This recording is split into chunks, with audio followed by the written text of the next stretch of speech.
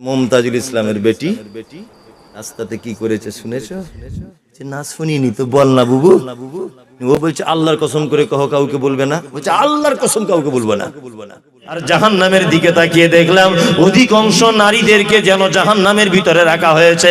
বিশ্বনবী ফেরত এলেন, বক্তব্য রাখতে রাখতে বলছেন, ইয়া মাশারান নিসা তাসাদদাকনা তাসাদদাকনা, হে নারীগণ তোমরা বেশি করে সাদকা করো, কারণ এই মাত্র আমি তোমাদেরকে বেশি অংশ জাহান্নামের ভিতরে দেখে এলাম। কিন্তু টাকা ছাড়া বিয়েই হয় না। টাকা না নিলে আবার বেটির বাপ বলে, ছেলের মনে হয় কোনো ব্যাপার আছে।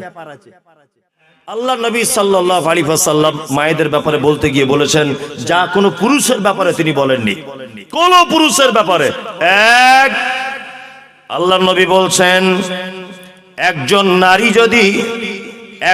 নারী যদি চারটে কাজ যদি করে তাহলে সেই নারীটা জান্নাত চলে যাবে। শুধু জান্নাতে যাবে না, জান্নাতের যে কোনো দরজা দিয়ে ঢুকে যাবে। এক, আল মারআতু ইজা সাল্লাত খামসাহা, একজন নারী 5 ওয়াক্ত সালাত আদায় করবে। কতদিন করবে? কেউ পড়বে 23 দিন, কেউ পড়বে 27 দিন, কেউ পড়বে 25 দিন মাসে। আমাদের পাড়া গ্রামে একটা নিয়ম আছে, একটা মেয়ের ঋতু হয়েছে অর্থাৎ শরীর অসুস্থ হয়েছে, 3 দিনের দিন তার অসুখ ভালো হয়ে গেছে, তবুও দেখবেন ও 7 দিন 10 দিন না হলে বলছে পবিত্র হওয়া হয়নি, গোসল করা হয়নি, নামাজ টামাজ পড়ে না। এগুলো লজ্জার কোনো ব্যাপার না, এগুলো জানতে হবে। কিন্তু নিয়ম হচ্ছে এই যে জোহরের সময় যদি আপনার জোহরের পরে যদি আপনার শরীর সুস্থ হয়ে যায়, আসরের সালাত আপনার ফরজ। আমাদের পাড়ার দেখবেন 95টা মেয়ে বুঝে না। ওর যখন শরীর খারাপ হয় ও সেই 10 দিন না হওয়া পর্যন্ত বলছে মাথায় সাবান দেওয়া হয়নি, শ্যাম্পু করা হয়নি, অমুক হয়নি তমুক হয়নি, কত ঘটা। আর ওদের তো হাদিসের শেষ নাই, মেয়ে ছেলেদের মধ্যে মুক্তি শেষ নাই। যখন শেষ হবে তখনই সালাত আদায় করবে, আগে যে ওয়াক্তটা আসবে 5 ওয়াক্ত সালাত আদায় করবে। 2, অসামাত শাহরাহা, কি করবে? সিয়াম পালন করবে, রোজা রাখবে। হাসানাত ফারজাহা, পর্দা করবে একজন নারী। ওয়াতাত বালাহা, 4, স্বামীর সেবা করবে। করে তো আপনার দিনাজপুরের মেয়েরা করে করে একটা চাচা এরকম করছে, মানে চাচা খুব বিপদে আছে, আমার খুব বিপদে আছে না। যাই হোক, গ্রামের তরফ থেকে বলছি লোকটাকে একটু লক্ষ্য রাখবেন, খুব টেনশন আছে বুড়ো বয়সে,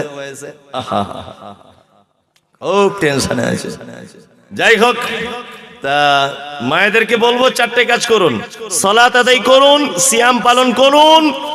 3, আপনি স্বামীর সঙ্গে ভালো ব্যবহার করুন। 4, আপনি কি করবেন? পর্দাতে থাকবেন। রাসূলুল্লাহ বলেছেন জান্নাতের 8টা দরজা, যে কোনো দরজা দিয়ে তুমি ঢুকে যাবে, কেউ তোমাকে আটকাতে পারবে না। সালাত আদায় করবেন, সিয়াম পালন করবেন। আবার বলছি, স্বামীর সেবা করবেন। স্বামীর সেবা ছাড়া একজন নারী জান্নাতে যাওয়া খুব কঠিন, খুব কঠিন। যদি বলছেন যে মৌলভী সাহেবরা শুধু আমাদের কি বলে স্বামীর সেবা করার, তাহলে স্বামীরা আমাদের কি করবে? ঘুরিয়ে একটা কথা বলে দিই, আল্লাহ রাসূল বলেছেন ওই পুরুষ মানুষ সব থেকে বেশি উত্তম যে পুরুষ মানুষ তার স্ত্রীর কাছে উত্তম স্বামী। আমি মুহাম্মদ সাল্লাল্লাহু আলাইহি ওয়াসাল্লাম, আমি আমার স্ত্রীদের কাছে উত্তম স্বামী। শুধু মহিলা বলে ওকে আপনি যেমন তেমন করে ঘরে ঢুকিয়ে রাখবেন তা নয়। আল্লাহ রাসূল আয়েশার কি প্রেম! আম্মা জান আয়েশা বলছেন, যে গেলাসে আমি পানি পান ও করিতাম, পান করা হয়ে গেলে নবীকে দিতাম, দেখিতামে আমি অগণি যে নয়নেতে, ওখানে মুখ লাগায়া নবী পান করিতেন। গোস্ত খেয়ে হাড্ডি গুলো ফেলিয়া দিতাম, চুষে চুষে খেত নবী চোখেতে দেখিতাম। এত প্রেম ছিল। আল্লাহু আকবার। যে গ্লাসে পানি পান করতেন দুইজন এক জায়গাতে মুখ লাগিয়ে পানি পান করতেন, গোস্তকে হাড্ডিটা ফেলে দিতেন, ওই হাড্ডিটা আবার চুষে চুষে খেতেন। আমাদের বর্তমানে স্বামী স্ত্রী ভালোবাসা আছে? স্বামী স্ত্রী সম্পর্কটাই হয়নি। বিয়ে করার সময় 40,000 ক্যাশ, একটা 8 টিয়ার মোটর সাইকেল। আপনাদের এদিকে নেই, আমাদের এদিকে আছে। না না, এদিকে আমি বলবো না, বললে মারবে। মাথা খারাপ, এইদিকেও সব চলে না, আমাদের ওদিকে চলে। স্বামী আপনি এখন হতে পারেননি। ভালোবাসা, প্রেম, এটা এই জায়গাটা থেকে হয়, অর্থের সঙ্গে হয় না। কি বললাম বুঝলেন? প্রেম অন্তরঙ্গ, এটা অন্তর থেকে হয়, টাকা পয়সা দিয়ে হয় না। এখন তো টাকা ছাড়া বিয়েই হয় না, বিয়েই হয় না টাকা ছাড়া। এখন আবার বিপরীত একটা দিকও আছে, খারাপ। টাকা না নিলে আবার বেটির বাপ বলে ছেলের মনে হয় কোনো ব্যাপার আছে। এটাও একটা ব্যাপার, কিন্তু বললে সেটা হবে না, ব্যাপার নয়, ব্যাপার। চলুন,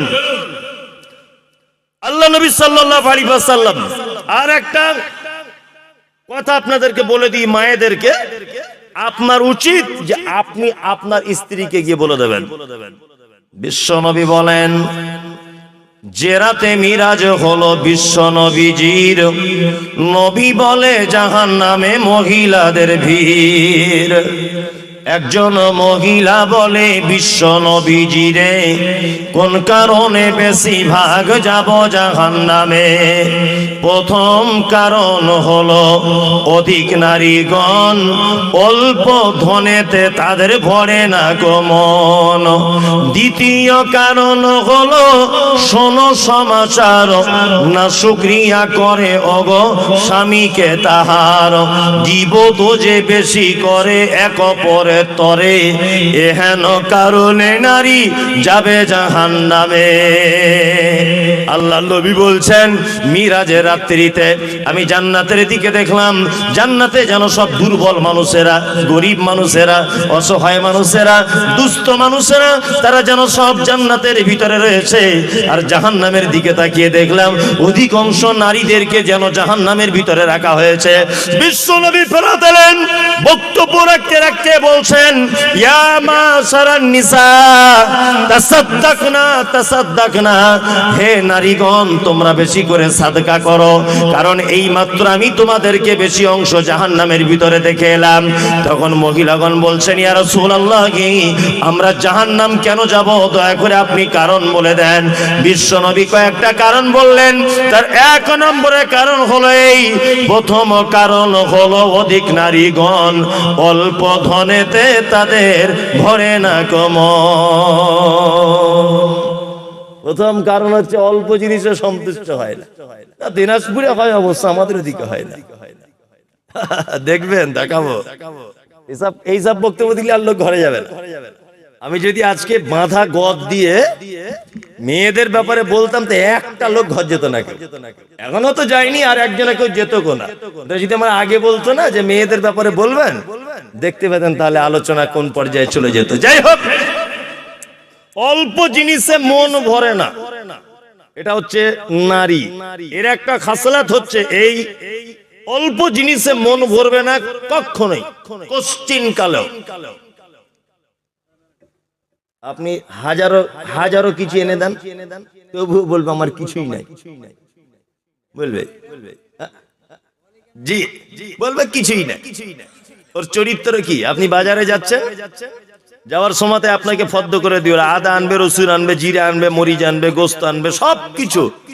লাস্টে লিখে দিয়েছে একটু কাঁচা হলুদ আনবে, মুখে মাখবো। মেয়েরা অনেক সময় মাখে না কাঁচা হলুদ, নিম পাতা বেটে মাখে। আপনার তো কাঁচা হলুদ কিনে কোনোদিন অভ্যাস নাই, প্রতিদিন লঙ্কা হলুদ সবকিছু কেনেন, কাঁচা হলুদ তো কেনেন না। আর সেই দিন আল্লাহর কি আপনি ভুলেই গেছেন। বাড়ি দেখবেন ব্যাগ নিয়ে, ও প্রথমে আপনাকে বলবে কাঁচা হলুদটা কই। আর আপনি যখন যদি বলেন যে ভুলে গেছি, ও তখন আবার বলবে 30 বছর তো ভুলেই গেছো, কবে মনে থাকে। অথচ কোনোদিন আপনি ভুলেননি, এই একদিন মিস হয়েছে। এর নাম নারী। দুই, স্বামীর অকৃতজ্ঞ। পৃথিবীতে একটা প্রাণী আছে, একটা মাত্র প্রাণী, যে মালিকের খায় সেই মালিকের দুর্নাম করে, তার নাম নারী। দেখবেন কোনদিন স্বামী শাশুড়ি এদের প্রশংসা মুখে পাবেন না, কোনদিন সহজে করবে না।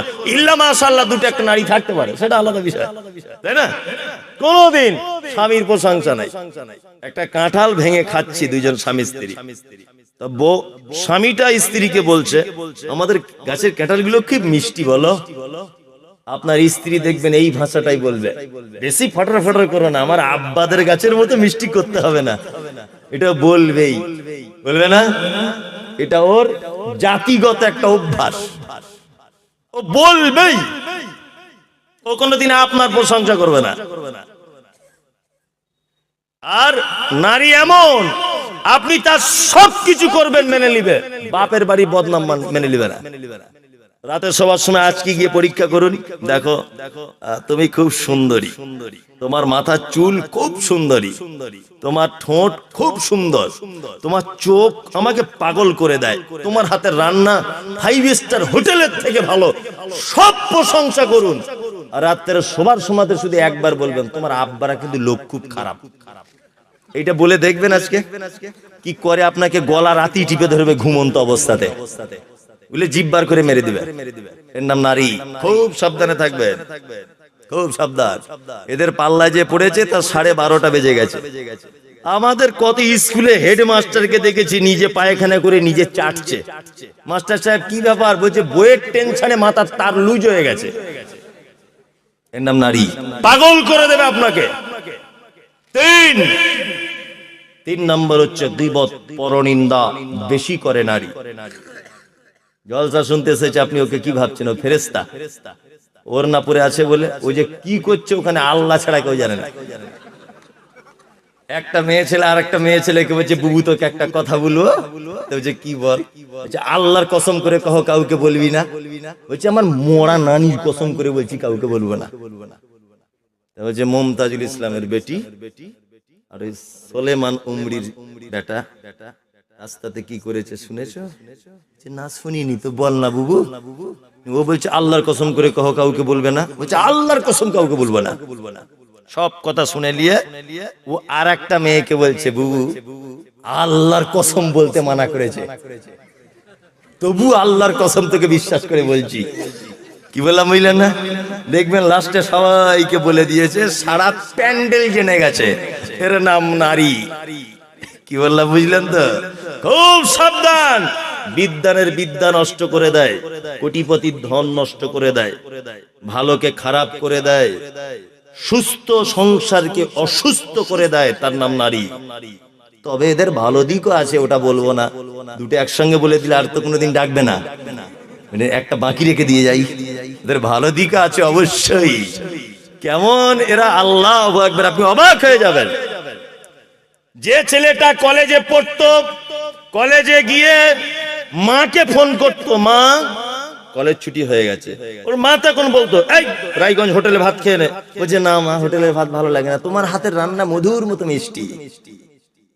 22 বছরের ছেলে কলেজ থেকে, রায়গঞ্জ কলেজ থেকে পড়ে না খেয়ে বাড়ি আসতো মায়ের হাতের তরকারি খাবে বলে। এত মা পিয়ারা ছেলে। বিয়ে হয়েছে 2 দিন এক বালিশে মাথা দিয়ে স্বামী স্ত্রী শুয়েছে। 3 দিনের মাথায় উঠে বলছে মা তোকে একটা কথা বলবো। যে কি? যে তুই আর আব্বা আলাদা রান্না করে খা, আমরা দুজন আলাদা খাই। কেন রে বেটা? বলছে না আমি যা ইনকাম করছি সব নাকি আমার বড় বোনকে দিয়ে দিচ্ছিস তোরা। বলছে তুই কি করে বুঝলি? বলছে বলা যাবে না। তার মানে ওই রাতের বেলা থানার বড় বাবু বলে দিয়েছে। কি বললাম বুঝলেন না? থানার বড় বাবু রাতের বেলা কানে কানে বলে দিয়েছে। আচ্ছা বলুন তো দেখি, যে ছেলে কোনোদিন মায়ের হাতের ছাড়া তরকারি রান্না খেত না, সেই ছেলে 2 দিন এক বালিশে মাথা দিয়ে বলছে আলাদা রান্না করে খাবো, এর নাম নারী। খুব সাবধানে থাকবেন এদের থেকে। কি বললাম বুঝলেন? মুহাম্মদ সাল্লাল্লাহু আলাইহি ওয়াসাল্লাম তিনি বলছেন, নারী তুমি যদি জাহান্নাম থেকে বাঁচতে চাও তাসাদদাক না, বেশি করে তুমি সাদকা করো, দান করো, তাহলে তুমি জান্নাত চলে যাবে, জাহান্নাম থেকে বেঁচে যাবে। রাত্রি এখন 11টা বাজে। অনেক মানুষ আছেন আলহামদুলিল্লাহ সুম্মা আলহামদুলিল্লাহ, একটা মানুষ এখনো পর্যন্ত ওঠেনি। একটাও মানুষ। অসংখ্য ধন্যবাদ। জলসায় এইরকমই হওয়া উচিত। সব থেকে বড় কথা হচ্ছে এই যে এইরকম পরিস্থিতির পরিপ্রেক্ষিতে প্রোগ্রামটা হচ্ছে, আল্লাহর কসম এটা আমার জানা ছিল না। আমি ভেবেছিলাম যেমন গ্রামে জলসা দেয় তেমন জলসা, এটা আমি ভেবেছিলাম। যদি এইরকম ব্যাপারটা জানতাম আর এইরকম ব্যাপার আমার জানার যদি থাকতো, জমিয়তের কর্মীরাও এখানে সবাই থাকবে, তাহলে আমি ব্যাপারটা ভিন্ন চোখে দেখতাম। ঠিক আছে, যাই হোক, এইরকম প্রোগ্রাম যদি হয়, দাওয়াতি প্রোগ্রাম, অবশ্যই আপনারা আমাকে ডাকবেন, আমি আসব ইনশাআল্লাহ। আর এটা বলে দিচ্ছি, আর একটা শর্ট, কোন দোকানপাট বসবে না। 11টা বাজবে, 10টা 10:30 বাজবে জলসা শেষ। দাওয়াতি প্রোগ্রাম করবেন, যত পারবেন করুন ইনশাআল্লাহ বুল আজিজ। আমি নিজে আপনাদেরকে সহযোগিতা করব সার্বিকভাবে, যে কোনো মূল্যে, যেটা আমার পক্ষে সম্ভব। যদি মনে করেন আরো দুটো বাইরের বক্তা এনে দিতে হবে, এমনিতে এসে যাবে, কোনো অসুবিধা নেই, যে রকম ভাবে। আর একটা কথা আপনাদের কাছে বিনীত লাস্ট অনুরোধ, সেটা হচ্ছে এই যে দাওয়াতি প্রোগ্রাম যারা করছেন ব্যাপক টাকা খরচা করে, এর থেকে আরো বেশি কাজ হবে। আপনারা কোনো এক জায়গাতে একটা ভালো লাইব্রেরি তৈরি করুন, সেখানে বইপত্র অগাধ হারে রাখুন এবং সেখান থেকে কিছু বইপত্র মানুষের কাছে পৌঁছে দেন। দেখুন, যেখানে জলসা করে মানুষ আসবে না, হিংসা বিহিংসা হয়ে যেতে পারে। কি বললাম বুঝলেন না? সব থেকে দাওয়াতি মাঠের ভালো কাজ বই পৌঁছে দেওয়া। দুটো বই তার কাছে পৌঁছে দেন, কেউ আপনাকে ধরতে যাবে না, মারতেও যাবে না, সে ঠিক সঠিকটা বুঝতে পেরে যাবে। কি বললাম বুঝলেন? এত বড় আচ্ছা লাইব্রেরি এখানে একটা করা হবে, ওই জন্যই আরো বিশেষ করে এই প্রোগ্রামটা করা হয়েছে। আপনাদের কাছে বিনীত অনুরোধ, খুব অনুরোধ, যে আপনারা এই যে বিশাল প্রোগ্রাম করতে গিয়ে বিশাল একটা বাজেট, এর জন্য আমি আপনাদেরকে কিছু বলবো না। এনারা এখানে দুইটা একটা ফ্যামিলি হয়তো সহি আকীদার মানুষ আছেন, এটা আমার জানা মতে। তারপরেও রিস্ক নিয়ে এত বড় একটা প্রোগ্রাম করা, এটা চারটিখানি ব্যাপার কথা নয়। তারপরেও একটা লাইব্রেরিও করবে বলছেন। আপনাদের কাছে বিনীত অনুরোধ, আপনারা এই লাইব্রেরি করার জন্য সকলেই আর্থিকভাবে একটু সহযোগিতা করুন ওনাদেরকে, আর্থিকভাবে সহযোগিতা করবেন। এখনই আপনি বলতে পারেন যে আমি আর্থিকভাবে সহযোগিতা করবো একটু, এটা হচ্ছে বড় সাদকা জারিয়া, কোনো সমস্যা নেই। আচ্ছা বলুন, আমি এখন ব্যাঙ্গালোরে যাব আমার ছেলের ডাক্তার দেখাতে, আমি জীবনে কোনোদিন ব্যাঙ্গালোরে যাইনি, ভালো করে বোঝার চেষ্টা করুন।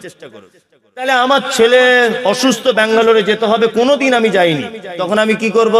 হুমায়ুন কবিরকে সাথে করে নেব, যে ভাই তুমি তো চিনো, কত লিবা বলো? 3000 দিলে আর গাড়ি খরচাটা দিলে আমি যাব, সব দেখিয়ে দেবো, আপনাকে ঘুরিয়ে দেবো। তাহলে ঠিক আছে, তাই চলো। তাহলে মানুষ লোক ধরে কখন? যখন সেই জায়গাটা জানা থাকে না, তখন মানুষ দালাল ধরে, যেটা আগে গোদা বাংলায় বলছে দালাল ধরে গেছে, তাই না? হ্যাঁ, তাহলে আমার চেনা ছিল না বলে আমি দালাল ধরে ব্যাঙ্গালোরে গেলাম। আর একটা মানুষ লোক ধরে কখন? যখন কোনো মানুষ টাল বাহানা করে। কিছু কিছু নেতা মন্ত্রীরা আছে না, তোমার তো সবই ঠিক, আচ্ছা আচ্ছা আচ্ছা আচ্ছা, তোমার পাছা একটা লাল দাগ আছে না? যে হ্যাঁ, কালো দাগ আছে একটা পাছাতে, বলছে ওই জন্য তোমার স্কুল মাস্টারের চাকরিটা হবে না।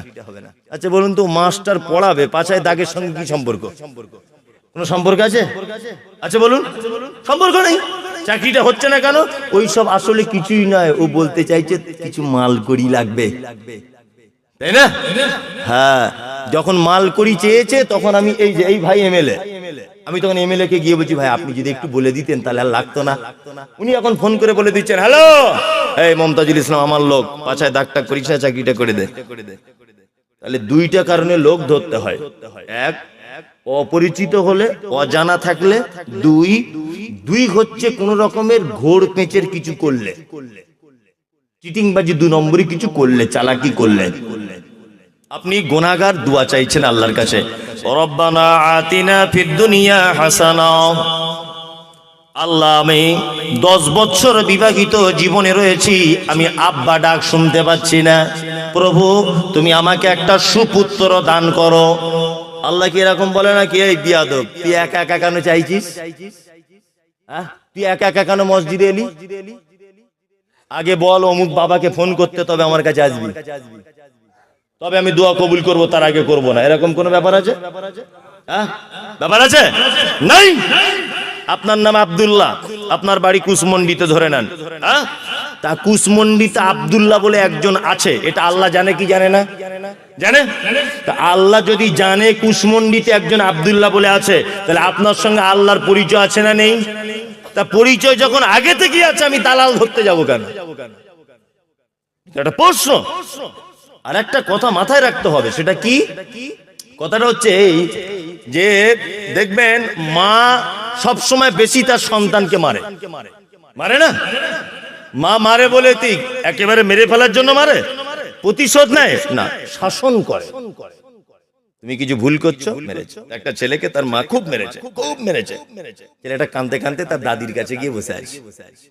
গিয়ে দুপুরবেলা আজান দিচ্ছে মুয়াজ্জিন, হাইয়া আলাস সালাম। ছেলেটার খিদে পেয়ে গেছে, তার দাদিকে বলছে, দাদি তুই একটু আমায় দুধ দে না। দাদি তখন বলছে, আমি কি তোর মা নাকি তা তোকে দুধ দেবো? বলছে তুই একটু ব্যবস্থাও করে দে না। বলছে তোর মায়ের কাছে যা। বলছে না, ওরি বাবা গেলে মারবে, সকালে মেরেছিল, এখন গেলে আবার ফের মারবে। আচ্ছা, ছেলেটা যদি মায়ের কারণে তার দাদির কাছে দুধের জন্য কাঁদে, অরিজিনাল যদি কোনো মা যদি হয়, আচ্ছা বলুন, আপনি বিবেকবান মানুষ, অরিজিনাল মা হয়ে সে মনে কষ্ট পাবে কি পাবে না? পাবে, পাবে। ও এটা ভাববে যে বাবু তোকে একটুখানি মেরেছি বলে তো দাদির কাছে চলে গেলি দুধ চাইতে, এটা বলবে কি বলবে না? বলবে। তা আল্লাহ মাঝে সাঝে পরীক্ষা করার জন্য আপনাকে অনেক বিপদ আপদ মুসিবতে ফেলে দিতে পারে। আর একটা কথা মাথায় রাখবেন, যার পরীক্ষা যত বেশি তার প্রাইজ তত বেশি। পাড়ায় একটা লোক ক্যান্সার রোগে ভুগছে, তা আর একজন বলছে শালা ক্যান্সার হবে না, জীবনে কম পাপ করেছে। পাগল কোথাকারে, ওর ক্যান্সার হয়েছে মানে সব থেকে বড় রোগ এখন বাজারের কি? ক্যান্সার। ওর বড় ক্যান্সার হয়েছে, ও যদি ধৈর্য ধরে থাকতে পারে, ওর প্রাইজটাও যে তোমার থেকে অনেক বেশি, অনেক বেশি। একটা লোকে দেখে পোকা হয়ে গেছে, পোকা। আর একজন তখন বলছে পোকা কি আর এমনি হয়েছে, সারা জীবন কম পাপ করেছে। পাগল কোথাকারে, পাপের জন্য নয়, আল্লাহ ওকে পরীক্ষা করছে।